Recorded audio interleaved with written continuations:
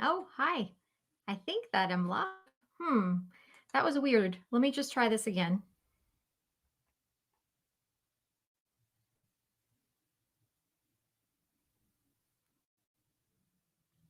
Did it work that time?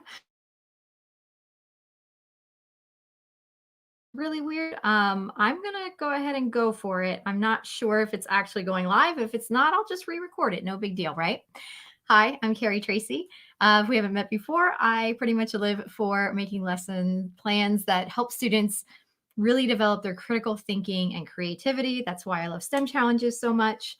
And that's part of why I created this new set for Halloween STEM challenges this week. And I'm going through it every day, one per day with you, so that we can talk about some modifications you can make to make things easier or harder for your kids, and also to deal with any of the materials and social distancing and virtual learning that might be going on for you. As a quick reminder, these challenges are free to subscribers until October 25th or through that day. As of October 26th, the only way to get them is through purchasing them. So if you like things for free, grab it using the Halloween STEM link that you see there, that bit.ly link, all lowercase.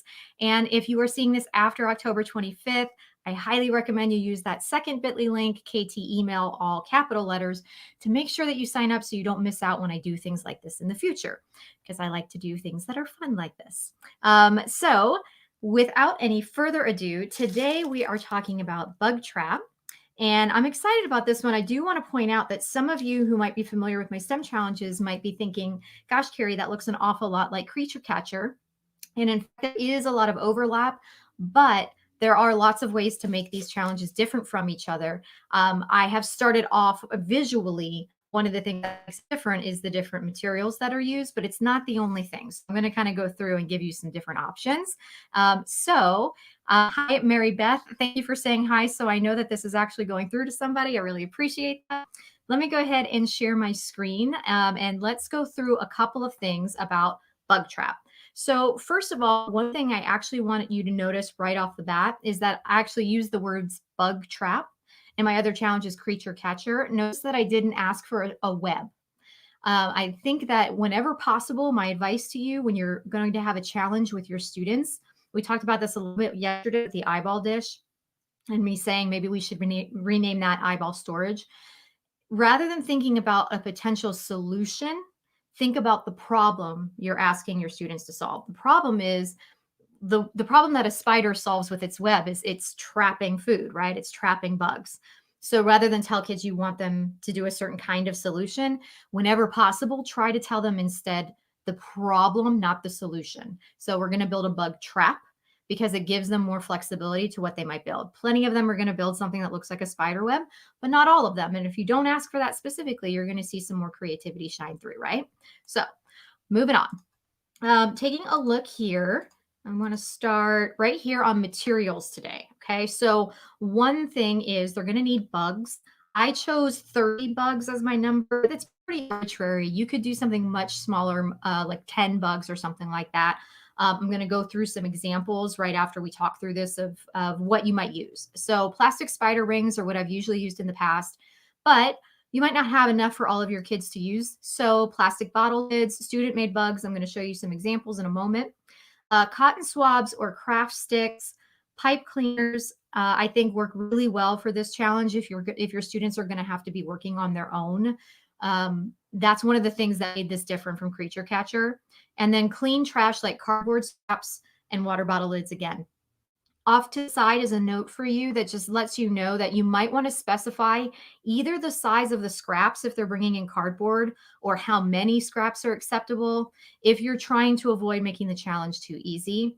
So what I mean by that is it okay for students to essentially make a box to trap their bugs, or are you hoping they're going to go for something that's more constructed like a web? And there's not a right answer to that question, by the way. It's just something you have to decide ahead of time, because you might need to specify for the students you can have 10 cardboard scraps that are no longer than an inch wide, or you could say like to the first knuckle of your pinky if you're worried they wouldn't have rulers at home. So that's just one quick thing to think about. Let me come back full screen for a moment and show you some examples of some different things you could use for creatures. So as I was saying, if you have access to these, little spider rings or these aren't actually rings, but they're just lightweight spiders, that's great. If not, you can draw little bugs or have them draw little bugs on water bottle lids.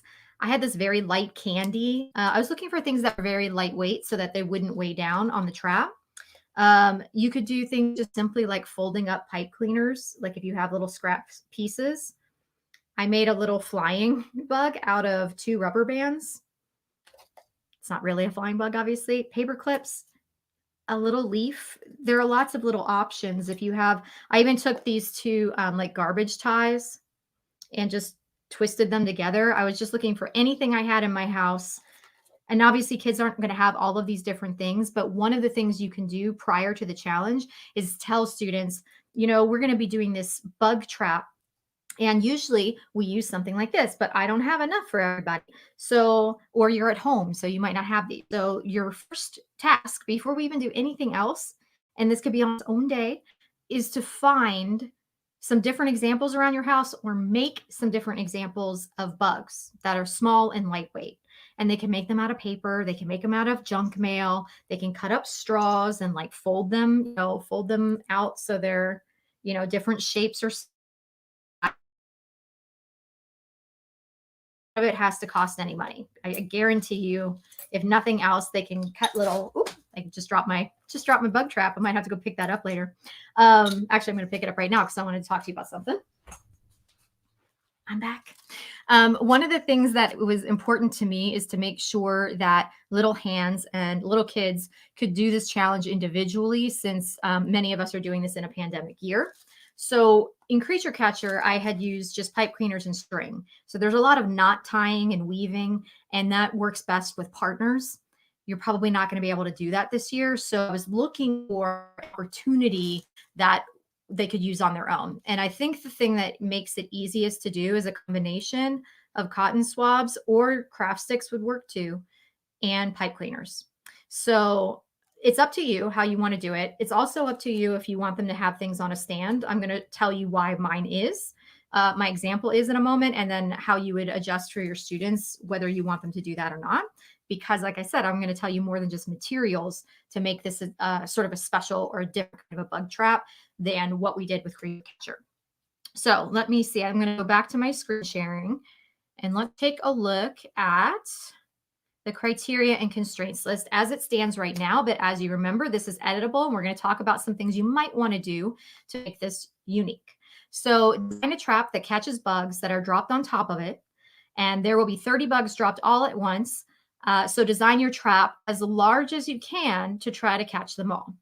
And for constraints, I only have use teacher approved or parent approved materials. This is a place, remember, where you might want to add a size constraint if they're in your classroom. So you might want to say that it must also fit within this plastic container when we're not building or we're not testing, or it must fit within this lunch bag when we're not building or testing. So you can add those things there if you want. But let's talk about some different things that you might want to do. So instead of doing like the sprinkling of the bugs on top of a design that's kind of like this. Okay. So some different options are, ooh, this one just wants here. I'm going to put it right there so it doesn't keep falling off my table. Some different options I have come up with are, first of all, instead of dropping them on top, the students could perhaps choose a direction that the bugs would enter from. So tell them that they need to choose whether their design is going to trap bugs falling from the sky, or being thrown or tossed gently from one side. You could make it so that I can't imagine that they'd be bugs burrowing up from the ground, but you could just say any direction, and you just have to choose a direction so that the kids just because I can't think of how they might do a design like that doesn't mean I can't allow them if they have an idea. Does that make sense? So I try not to be too limiting based on what I think can be done, because sometimes students come up with ideas that are better than you can think of. So, so you can change the direction, and that might change the kind of trap that they build. Another thing that I think would be really good is just to say that they have to build a trap that can trap both crawling bugs and flying bugs. And some of them, I would allow them to say like in a prototype kind of thing, like we know that a spider's web is kind of sticky and that's what catches bugs onto it so that a flying bug can't then just like leave and fly off. Um, it's okay. I don't want my kids actually to make this sticky, even if they're at home and they have some way to do that. I don't need that mess. I'm sure parents don't want them to have that mess. If their parents want them to do it and they're okay with it, great, more power to them.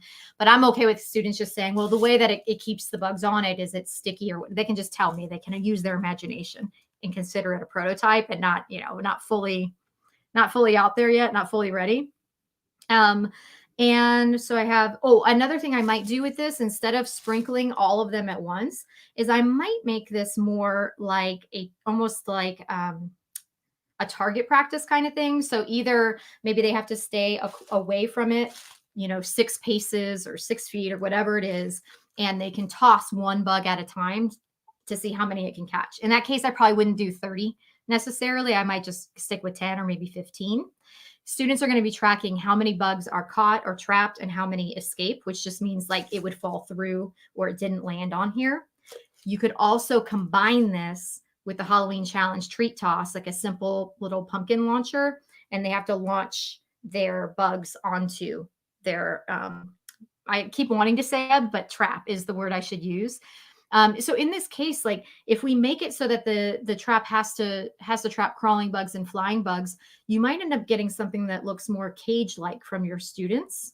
And then in that case, when they go to actually record the success of their designs, if you'll see here, what they do is they write bugs trapped and bugs escaped.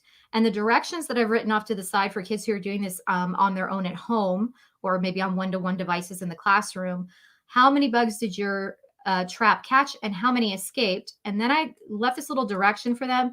If your trap lays flat on the ground, you must lift it up to test whether any bugs are able to escape from your trap.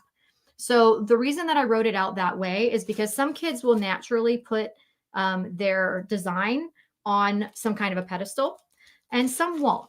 And that's okay. They don't have to do that unless you've asked them to. But if they build just this web part or trap part on the ground, I can't really know if it's trapped the bugs until I lift it off. So if this was straight on the table, I would require that students actually pick it up to see how many fall through, to see if any can escape. And that also sort of works out if they've built some kind of a cage, that like bugs fly in from the direction, bugs can crawl in from any other direction. And so you end up with a different kind of a design, but those same materials would still work. The cardboard scraps, the, cotton swabs, pipe cleaners, all that kind of stuff would still work. Now, I did use a lot of pipe cleaners on mine. I think I said 10 in the materials list. And if you don't have that many to give, because I know that can get a little bit pricey, I buy my pipe cleaners in bulk. Yeah, I said 10 to 15. I buy my pipe cleaners in bulk all the time because I love them because they're malleable and they're just perfect for so many things. But you can use just masking tape as well. You could use a combination of string, but I really recommend that only for like your older kids, because second graders, just the amount of time it takes them to tie a bunch of knots, it can be very annoying for them. They can really get tired quickly. And so just keep that in mind. If you can do pipe cleaners, I think that works the best, because you can just, they can wrap it around and keep wrapping around. Also, masking tape works fine too if you have like plenty of that to give. So let me take a look and see if there's anything else I wanted to go through on the pages. I don't think it's pretty standard. Okay. And then let me see if there's anything on my page, and then I'll check to see if there are any questions or comments that I need to respond to. Just a reminder, when you're doing titles, think about the problem that's being solved and not the solution when you're giving your challenge a title. You can change the amount of bugs that are tossed. You can combine it with treat toss to launch onto just, it's a combination of things, and it kind of brings in or unifies all your challenges together. Now, treat toss isn't one of the ones in this series. That's one of the ones in my first Halloween STEM challenge bundle. And so I just mention it because I know a lot of you probably, if you're subscribing to this, you probably already own that, because that's a bestseller in the store, in the TPT shop. Okay, I think I've got everything. That's everything. All right. I hope you guys snap any pictures, or you're someone who posts on social media, please tag me. I'm at Feel Good Teaching on both Facebook and Instagram, and I Love seeing what students build. It seriously makes my day. You can also reach out to me direct message, or you can email me. I just really love seeing them, but don't add any work to your plate. Just if you're already going to do it and you can tag me, please do. I love seeing them. I hope you guys have a wonderful Halloween season this year, and for every other year that you may use these challenges. Have a wonderful evening. Bye for now.